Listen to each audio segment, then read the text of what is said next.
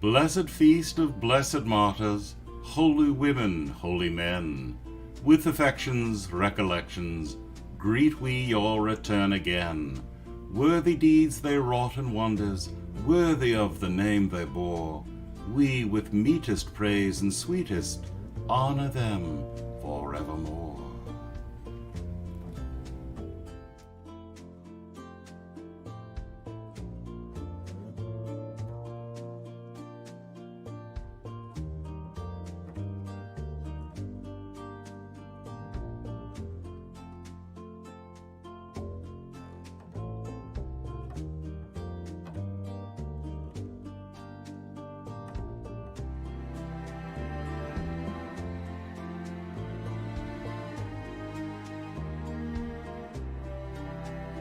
Inigo de Recalde de Loyola, youngest of 13 children of Don Beltran Inez de Loyola and Maria Sanz de la Cona y Balda, was born in 1491 in the family castle in the Basque province of Gipcosa in the northeastern Spain near the French border.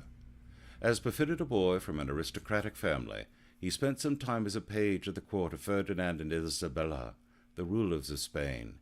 Here, by his latter testimony, he was involved in gambling, wenching, and dueling. He got into trouble with the law, but escaped punishment because he was technically a cleric. This does not mean that he was destined for the priesthood.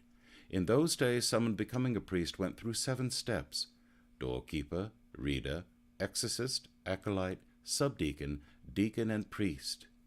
The first 4 were called minor orders and did not involve any serious commitment, but they did make one technically a cleric, which was useful if one got arrested for anything less than murder or treason.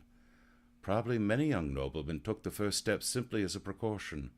Later the law extended the definition to cleric to anyone who could read.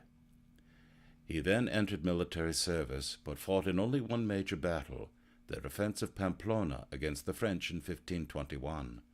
The professional soldiers knew that their position was indefensible and proposed to surrender. Inigo, or Ignatius to give him the Latin form of his name, had visions of military glory, and he urged his comrades to fight. He was promptly hit in the leg by a cannonball. The town surrendered anyway, and the French sent him home on a stretcher. The leg was badly set, and he did not heal properly. It had to be rebroken and reset, and again it healed crookedly and left him with a permanent limp. Meanwhile he was bedridden for many months and spent the time reading. He asked for tales of knightly adventure, but instead was given a Life of Christ, written by a Carthusian monk. He read it, and his life was transformed. He went on a pilgrimage to Montserrat, where he hung up his sword over the altar, and spent about a year at Manresa, near Montserrat, first working as a nurse and orderly in a hospital there, and then retiring to a cave to live as a hermit and study The Imitation of Christ, by Thomas à Kempis, a book urging the Christian to take Christ as example and seek daily to follow in his footsteps. It is probably during this year that he wrote his Spiritual Exercises, a manual of Christian prayer and meditation. He directs the reader to begin with an event in the life of Christ, and to imagine the scene in detail, to replay the episode in his mind like a movie script, and to try to feel as if he had himself witnessed the event, and then to use this experience as a motive for love, gratitude, and dedication to the service of God. The book is available today in a hardcover and paperback and has been much used by Christians of all varieties. John Wesley was enthusiastic about it. Ignatius then made a pilgrimage to Jerusalem to see with his own eyes the scenes of our Lord's life and death. He wanted to stay and preach to the Muslims, but the Franciscans stationed there advised him that he needed an education in order to preach effectively. Back in Spain, he spent 10 years, from 1524 to 1534, getting an education at Barcelona, Alcalá, Salamanca, and Paris, beginning by going to elementary school to learn Latin grammar and ending up with a Master of Arts degree from the University of Paris. In Salamanca, he often preached to groups of people assembled by chance, but in those days a layman undertaking to preach on his own without a license or supervision was automatically suspected of heresy. Ignatius was twice imprisoned by the Spanish Inquisition and questioned about his beliefs, an experience that made a deep impression on him. He was finally acquitted, but forbidden to discuss religious matters for 3 years. Today his followers are aggressively proud of the fact that no member of their order has ever sat on an inquisitorial tribunal. It is possible that Ignatius had already had doubts about the Inquisition.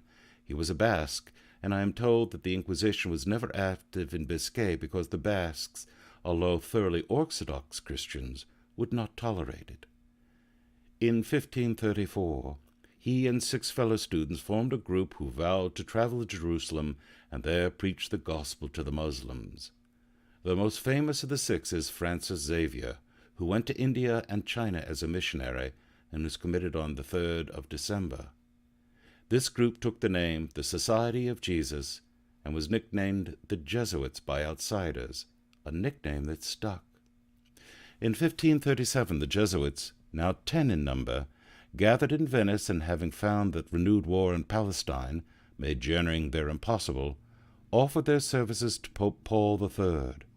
Ignatius and some of the others were ordained to the priesthood, and they were assigned various tasks. In 1540 they became a formal organization with the usual monastic vows, plus a fourth vow of personal obedience to the Pope.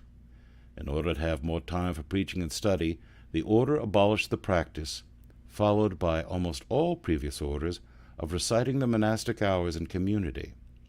Its chief goals were the renewal of the Roman Catholic Church through extensive education and the encouragement of frequent use of the sacraments, extensive missionary work in non-Christian countries, and suitable responses to the growing challenge of Protestantism. In the remaining 15 years of his life, Ignatius supervised the Jesuits from Rome and saw the order grow from 10 men to 1,000. It was always active in missions and became deeply involved in education and in counseling those with difficult decisions to make, particularly rulers. The order undertook to win back to the Roman obedience those areas that had recently become Protestant. Ignatius counseled his Jesuits, technically neither monks nor friars, but priests regular, to proceed with charity and moderation, without hard words or contempt for people's errors. He died suddenly on July 31st, 1556.